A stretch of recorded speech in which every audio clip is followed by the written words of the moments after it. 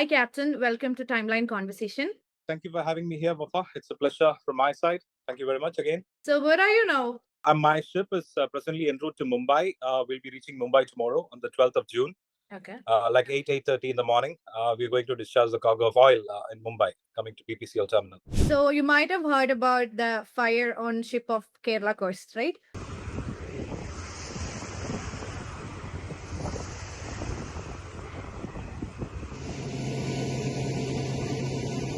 So, what could be the possible reasons behind a fire in a ship like MV 503, MV Wan Hai 503? Wan Hai 503. Yes. Well, as I understand, the Wan Hai departed Colombo and she was en route Mumbai, same like me, and she was supposed to reach on 10th of June. Okay. And when this incident took place, unfortunately, in Kerala coast again, well, the ship was almost like 20 years old, and they had Chinese and Taiwanese and Myanmar crew on board. There could be many reasons, Wafa, because container ships mostly they carry something called IMDG cargo, that is International Maritime Dangerous Goods Cargo in container form, which could be chemicals, which could be corrosives, which could be anything which is hazardous, hazardous materials, because they are classified into 8 divisions like IMDG cargoes. Yeah, so the carriage requirements of each and every IMDG cargoes are different. It could be maintaining a certain temperature. It could be you maintaining the pressurized containers and stuff. So if the carriage requirements are not met properly, there could be problems like this and issues like this. It can be hazardous. It can be explosive, and yeah, things can go wrong. Yes. Yeah. Okay. On Tuesday, the fire continued to rage. And how bad is it for the environment? Because dark smoke with toxic fumes, kept billowing. So there are various factors involved in this. As I understand, this fire took place when the ship was en route from Colombo to Mumbai, and it was approximately like 44 to 45 nautical miles from Bayport.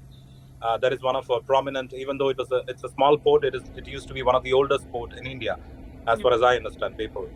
Yeah, 44 nautical miles is approximately like 80 kilometers. When we look for that scale in kilometers. Yeah. There are a lot of factors into it. First of all, the IMDG cargo, as I said, there are approximately 700 containers. Yeah. And as far as I know, as per the information available, they have around 14 to 15 dangerous goods containers. Yeah. Well, it is on fire right now. As I understand, I think around 40% of the fire has been put off. Well, the situation is, if this fire catches, there is something called nitrocellulose, which is a very explosive cargo, which is in the form of alcohol. If that lights up, or if that is on fire, then the entire ship will catch fire, and then it can be hazardous. It can really be hazardous, yes, because we do not know what exactly is in the container. Plus, there is something called fuel of the ship. Yeah, so every fuel completely, no, they didn't reveal it. Yeah, so every ship has fuel, same like how we run our car, like petrol and diesel. The ships are run by a fuel called heavy fuel oil, mostly. Okay, heavy fuel oil, and the ship also has something called LSMTO, which is called diesel, and something called bunker tanks. If that bunker tank is ruptured, then we can find oil slicks on the water, and this can wash ashore. Because of the weather conditions and the onshore winds and so many other factors. So I would say, if we contain the fire, and if we are lucky to keep the ship afloat, then the chances of salvaging those containers from the container ship would be a good option, so that the repercussions are contained a bit. Otherwise, it's not good for the environment, especially for the marine and aquatic organisms like fishes and stuff. Yeah. So, given that this is the second similar incident happening in a month, okay, so do you think that we are witnessing a systemic failure in maritime safety? No, and I don't think so. Well, I consider this as a pure coincidence from, if my perspective, because since I've been in this fraternity for quite long, I exactly know how it works. It can be it should be a real coincidence, because the first instance, the vessel departed. Let's talk, if you're talking about Elsa 3. Yeah. Elsa 3 departed Vizhinjam, and she was going to Kochi, and then obviously from Vizhinjam to Kochi is just few hours. And then they say that it is because of the ballast treatment system failure.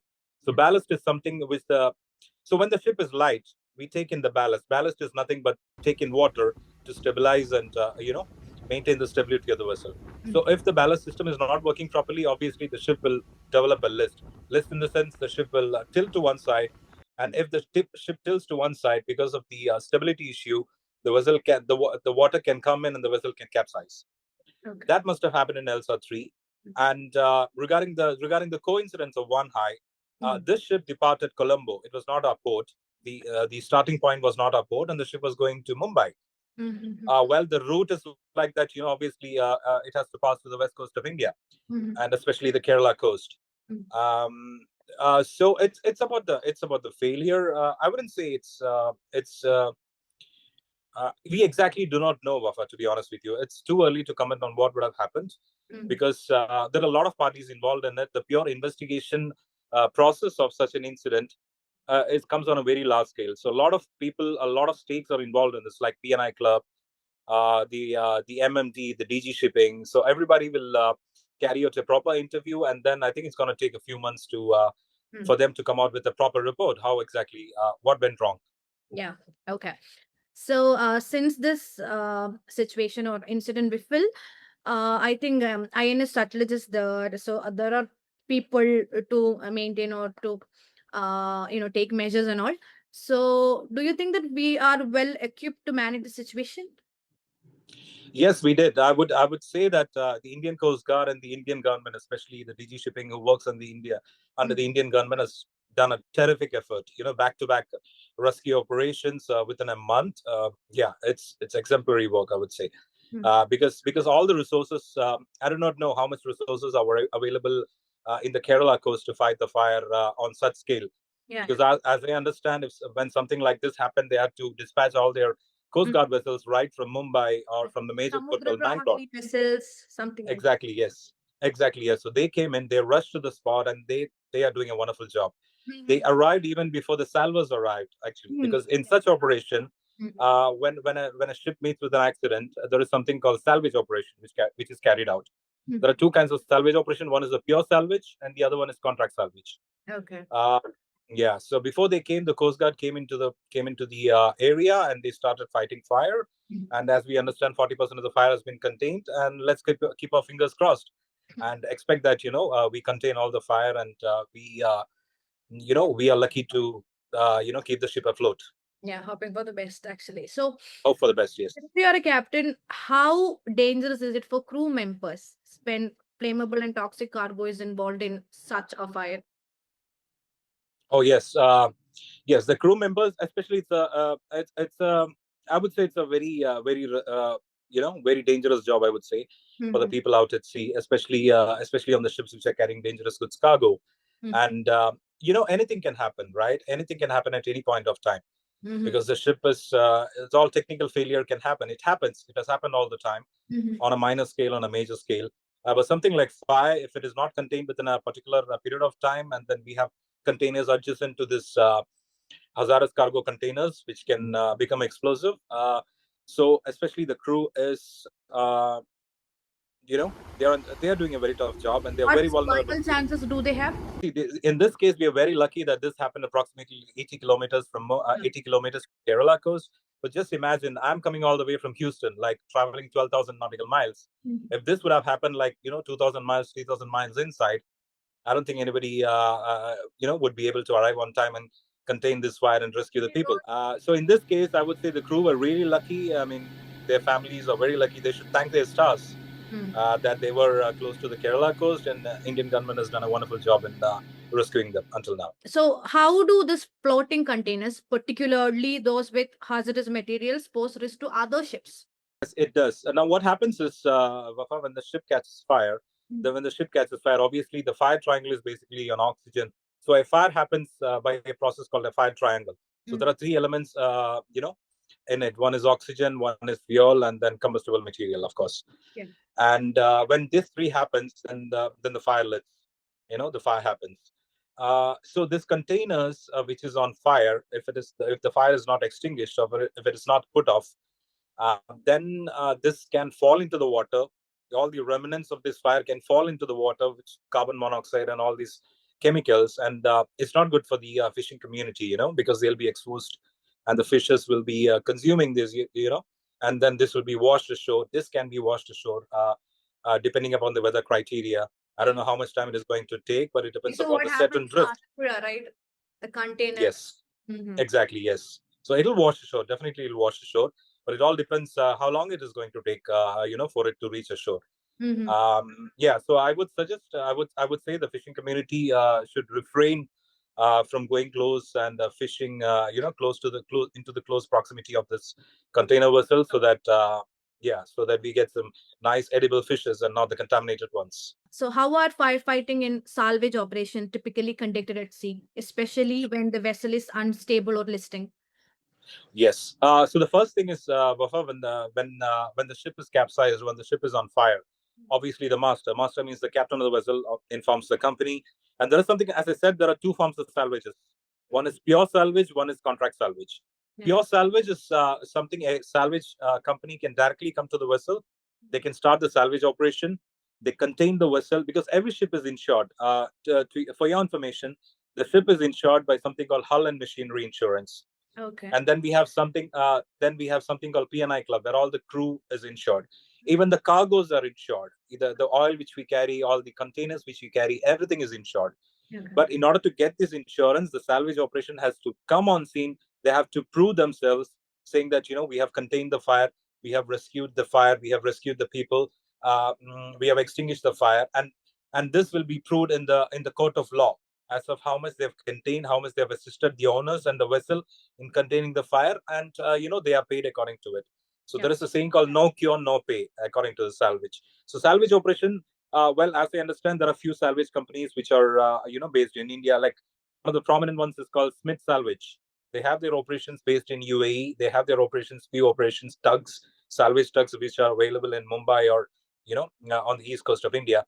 Well, it all depends where the ship is at this particular point of time and how much time they require to come to the scene and start fighting. Okay. But it's a very, very difficult operation because it all out at sea. It all depends upon the weather conditions. The first and foremost are the weather conditions. Yeah. If the wind is too much, if the waves are, then the salvage operation, the time may get affected. They will effectively, extinguish the fire. But instead of 10 hours, they'll take 20 hours. Instead of 20 hours, they might take 48 hours. Okay. Also, the most prominent thing in this situation is the ship is still afloat. Okay, the ship is not anchored.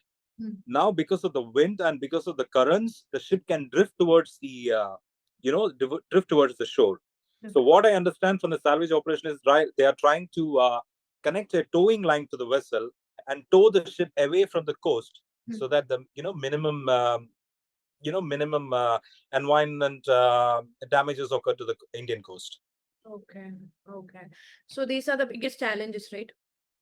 These are the biggest challenges. Yes. What kind of training and emergency protocols are crew members supposed to do follow in the event like this? Very good question. Very good question, Bafa. Well, the seafarers who are employed on the ship, we usually do something called the basic STCW training, that is Standards of Training and Certification Watchkeeping training, which involves four to five basic courses like firefighting and advanced firefighting and personal survival techniques.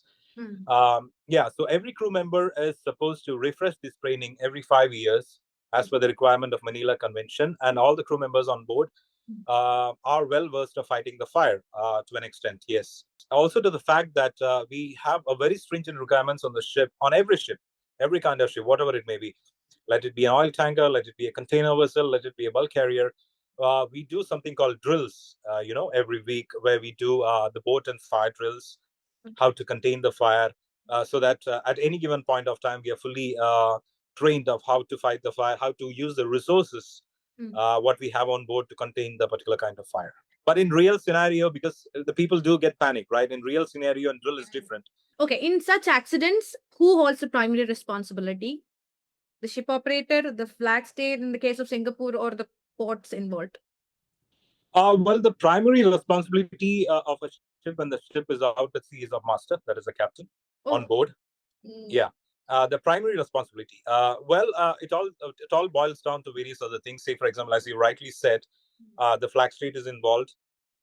In this case, this flag was Singapore. That is the reason why MPA issued a circular saying that they're trying their best to be in touch with the Indian Coast Guard to contain the fire and rescue the people.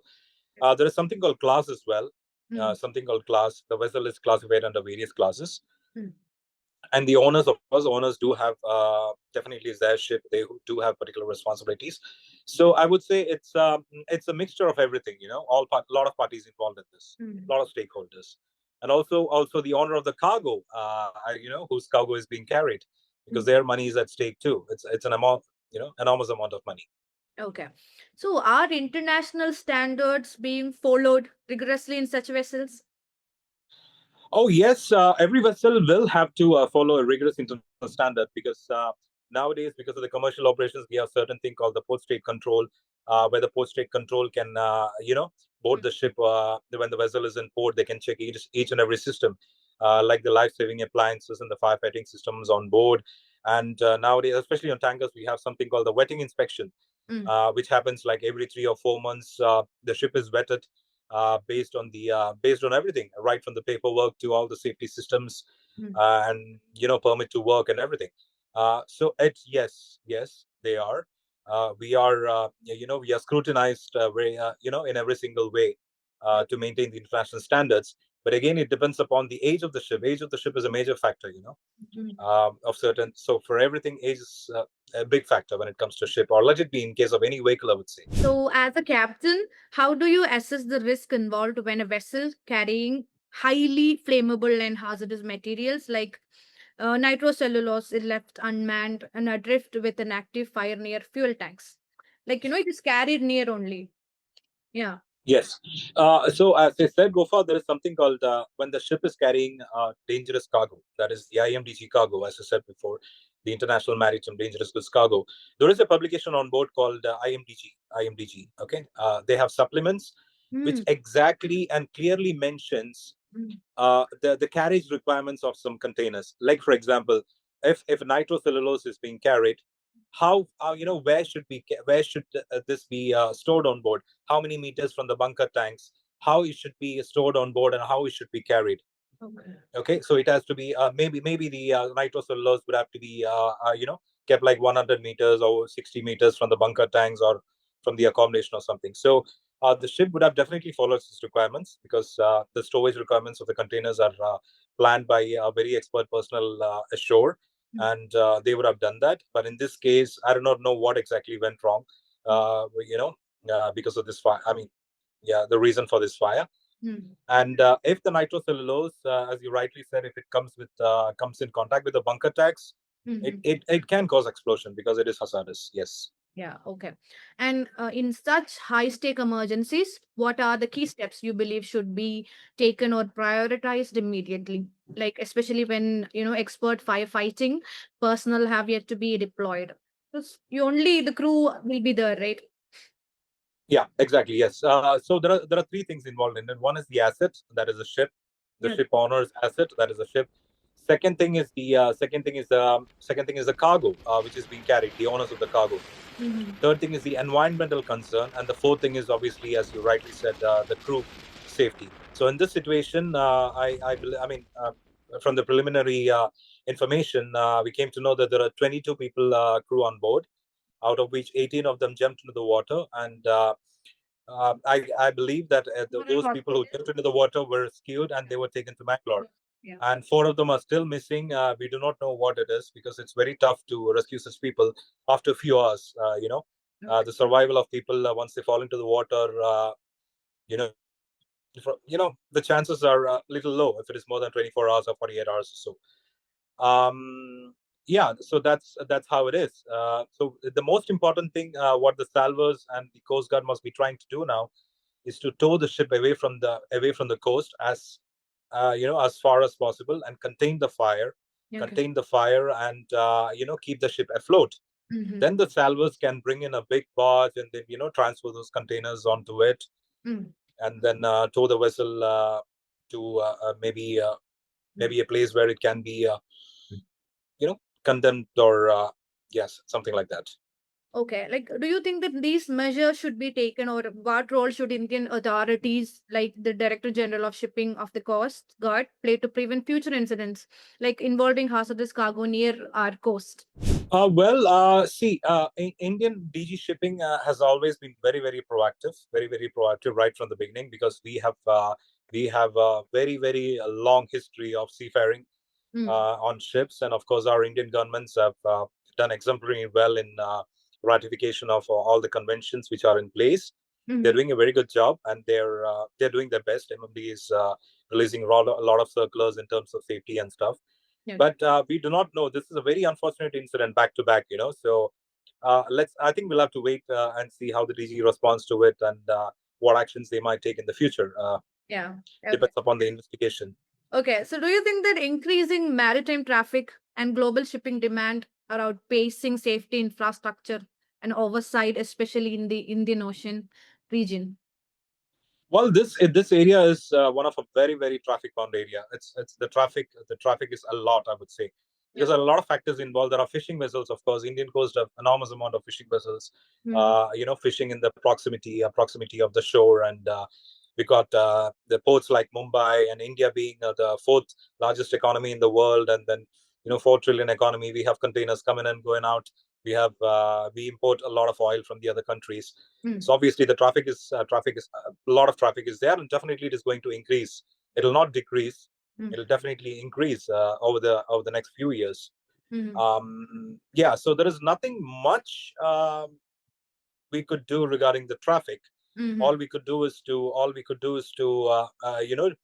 for the seafarers to apply their due diligence and keep their ship safe, and Mm. take no chance when it comes to the carriage requirements and the Mm. safety standard systems. Okay, so you think that every ship take or this measures or safety standards while they embark? Yes, they are. They should, and they will be. I'm sure, because as I said, nowadays there is no way out. We have post field control inspections, we have third party inspections and wedding inspections and stuff.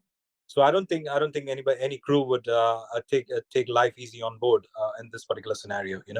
Yeah. I don't think so. But Okay. as I said, things can go wrong anytime. Mm. It is you could consider this one exactly like a vehicle going on the road, correct? But Mm. since this is on a large scale, and fire and aquatic organisms and marine organisms, that is the reason why this is coming into the limelight. Okay. um, it is just almost similar to a truck meeting with an accident on the Yeah. road. Yeah, Roger that. So, why is it particular difficult to control this fire, especially? It is difficult. Yes, it is very difficult to control this fire because this ship has around 700 containers. Mm. 700 containers adjacently stacked one on top of the other, and side by side and stuff. So if one catches fire, obviously, if the next compartment of next container has something explosive, and obviously one by one, it's like a cracker. You lit one cracker, Mm. and there you go. You have a big explosion, right? So it's the same thing. It's a chain of explosions. So I heard that every year over thousand above containers reportedly fall into the sea globally. So when containers are lost like this, where do they typically end up? As you rightly said, the containers, as you said, is the container ships are the one of those ships where the cargo is carried on deck, and Mm. they're lashed properly. And Mm. they're lashed properly. And as you know, the ocean, it can be nasty anytime. It can be really nasty because of the wind, because of the current. So there's nothing. The only thing what the ships can do is to take do their due diligence and get away from the bad weather, based on the weather reports and stuff. But if at all a ship is encountering a bad weather, obviously the ship will roll and pitch. And because of this reason, because of the external factors, there are chances that the lashing might come off. Yeah. So if the lashing comes off, the containers might fall in the water. Okay. That's how it is. But as you said, it's everything is insured, and Mm. if something happens like this, obviously the company and the ships inform that such containers have been fallen in the water, So and this then economical losses can be managed through this insurance. economic losses can be managed because everything, as I said, is insured, and it's all happened because of the weather conditions.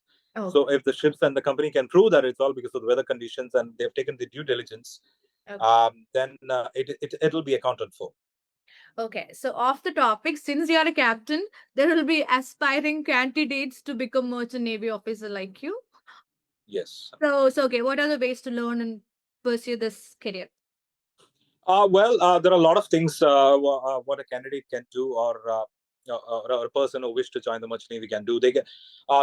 There are 3-4 ways in which a person can get into this profession, the seafaring profession. But before that, I would like to say that a person who wish to come out at sea should have a very good mental stability to encounter this bad weather. He should have that mental state of what do you call. He should be bold enough. They should love water. Exactly. They have to be that. Exactly. Someone who is not hydrophobic, and someone who loves adventures, someone who likes rolling and pitching, and then someone who likes to earn good salary, I would say. So a person can do a BSc Nautical Science in various colleges in India.